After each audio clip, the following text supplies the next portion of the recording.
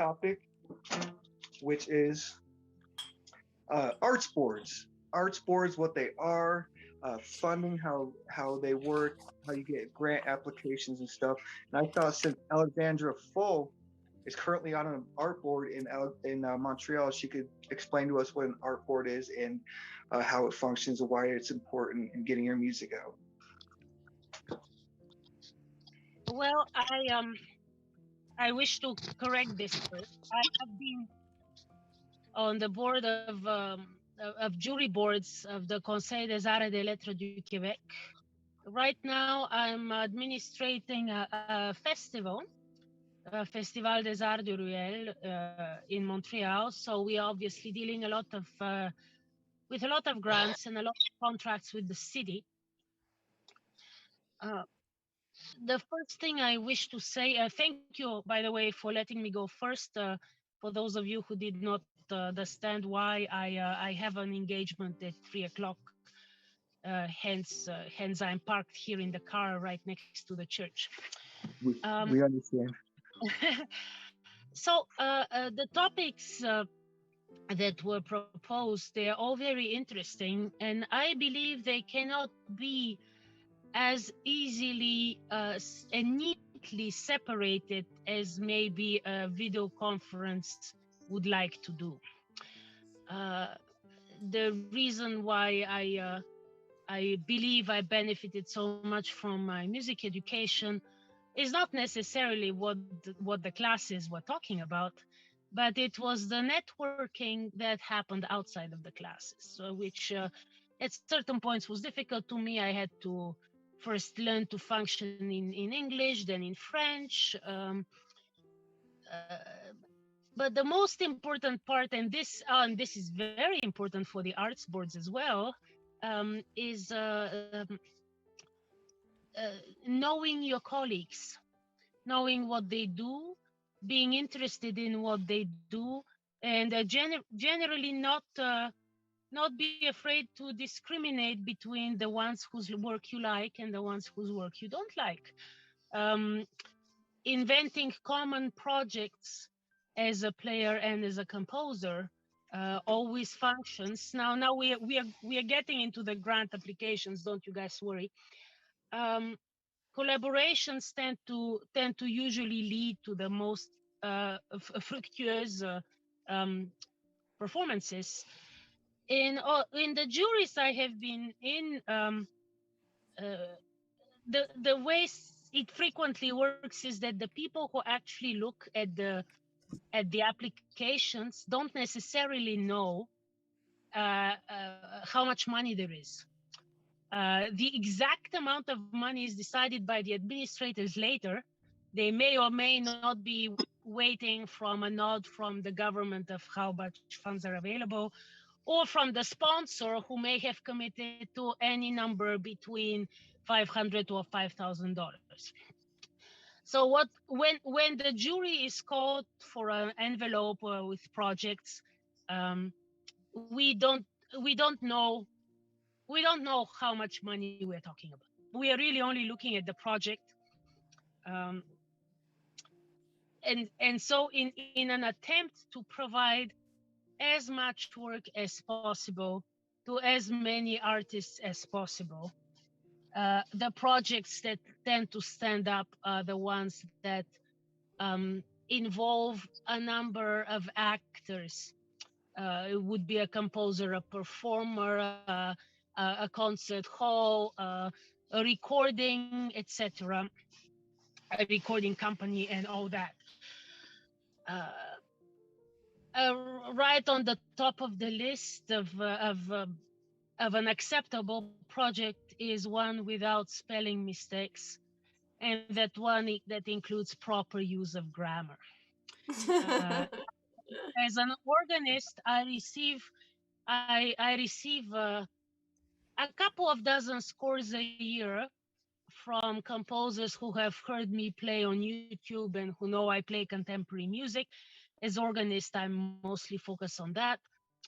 And so generally, if there are 5 spelling mistakes in 2 sentences, chances are your piece is going to be very badly formatted, and very unprofessionally written, and that's 200% of the time. Yeah, you may say, you don't speak English as a first language. Yeah, well, you have friends, you have Google Translate, and a period, is kind of universal. It tends to be 200% of the time. And this is true also for the grant applications. If you want to get a grant, you have to look in advance, and you have to set up, how do you say it in English, the scheduling.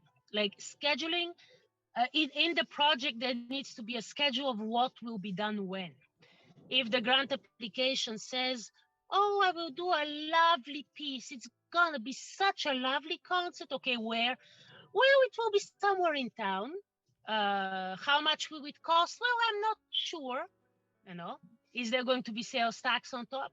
Though about half of Montreal performers, including myself, charge sales tax. That's 15%. That changes the budget a lot.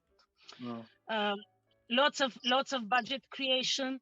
So so things are related in the sense that the people with whom you go to school with, the people with whom you play chamber music with, are the people who you're going to be your partners, your professional partners in life, and you're going to grow together in all sense of the word. My classmates now have children, so children that are playing some of my children's music. So when I say grow up together, I mean it quite literally. Uh, the it's very important, and I'm talking as someone for whom it's very difficult for me to be passively social.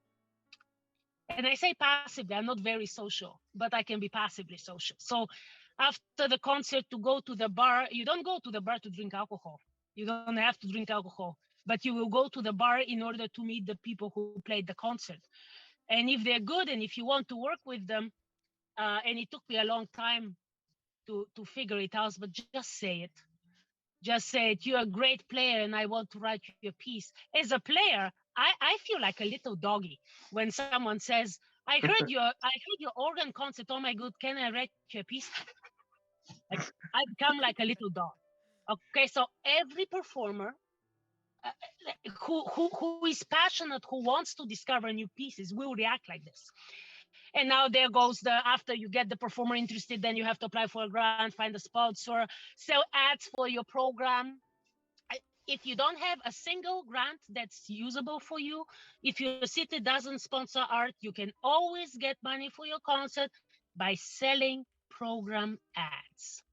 So you can even say that you print them out recycled paper, and in order to make some virtue signaling that will get you more sponsors.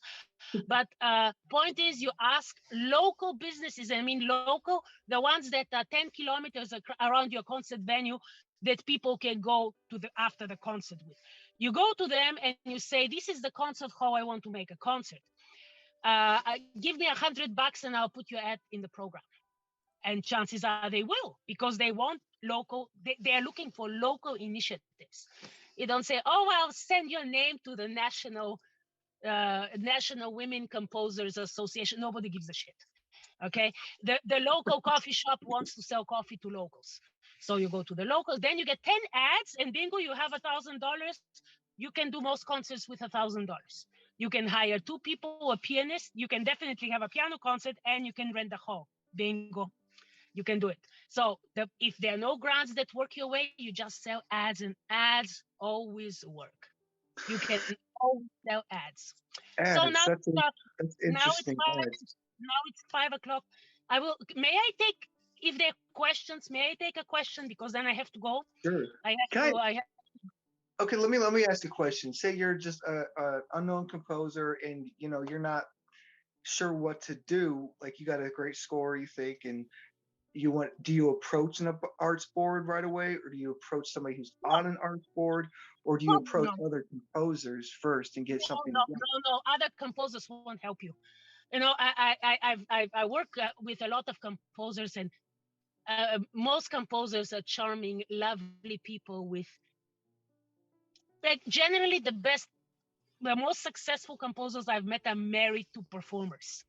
So get a boyfriend, a girlfriend, or both. It doesn't matter.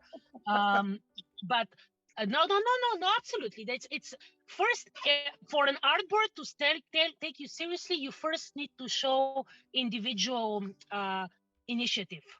So get a couple of concerts under your belt, the ad selling. But actually, if you go to the local public library, chances are you have literally zero rental expenses, and those are the highest. The rental expenses are what always gets everybody. If you go to the local library, chances are you get a very nice hall for free, and the audience is already there. You don't even have to recruit that many people. And chances are you have a full house with literally zero ad on your part. And to this you add, you ajoute, to this you start to sell ads to local businesses, etc., to pay the performers, and you raise enough money. So if you get 2 or 3 concerts after that, with that you go to the local city and you say, I have a history of music production. I have produced that many concerts. I have sold that many ads, and that many people came. You always have to count how many people come to your concert. And it doesn't matter how many you come, you can always spin it to in your favor. But the most important thing is to actually count them. Because everyone in Montreal, it's called étude d'achalandage et de provenance. So how many people and from where did they come? And Gotcha. you basically only need to say, oh, we are going to have a prize at the end. Can you please write your name and your postal code on this sheet of paper? That's exactly why there's so many prizes at festivals. Nobody cares about you, but they need to know where you come from, because this is what gets the money. If you say you don't, it doesn't matter how many people. If you have 10 people at your concert, you say, I had, and 5 people are from your city, and it's your mom, father, daughter, etc., etc. You say 50% of my audience came from Montreal. You don't say, oh, I only had 10 people and 5 people were my family. No. 50% of my audience. So you get, and every single concert is going to be better. You see the first concert, maybe not much, but it only gets better. It never gets worse. You think it gets worse, it doesn't. It only gets better. You always have more people, and you always have more sponsors, because once you sell $50 of ads, for example, next time you get 100, because everyone else will see that you got it right the first time. So I will take a question, because I literally will be late. Is there a question? Okay. Is there a question from the audience? No, not at the moment. Great. So can I just sum up? So basically, you're saying it's a good idea to start locally, start reaching out to your local venues, local musicians, get a performance together of your music. Yes. That's great advice. Always with friends. You always start with your friends. You always start with your city, because this is your base. There is a proverb in Bulgarian that says, at home, even the walls help you. Okay? One cannot underestimate the home base. The walls, les murs, the wall, even the walls help you at home. All right, guys, love you. I promise next time will be a next time, right? Okay. I will arrange so that don't be late. have any... Thank you so much for coming, Alexandra. Thank you, everyone. You guys are great. See you. Bye. Bye. Break a leg. Alexandra. Can I talk, Johnny? Yeah, sure. Go ahead. Oh, so I just really want to reinforce what she was saying and add a couple things, which is, like, so much of being a musician is building community and networking, right? And so when you're at home alone and you're like, I want my stuff performed, you have to make a paradigm shift to, like, I want to be heard on a symphony stage, to, like, actually, how can I get my stuff performed? And that's exactly how I've done it, is selling advertisements, things like that. And then in terms of grants, I feel like there's one little snippet she didn't tell us, which is, no one cares about you applying for a grant. They've already written who they want. There's a description there, fill in the blank of what that grantor wants.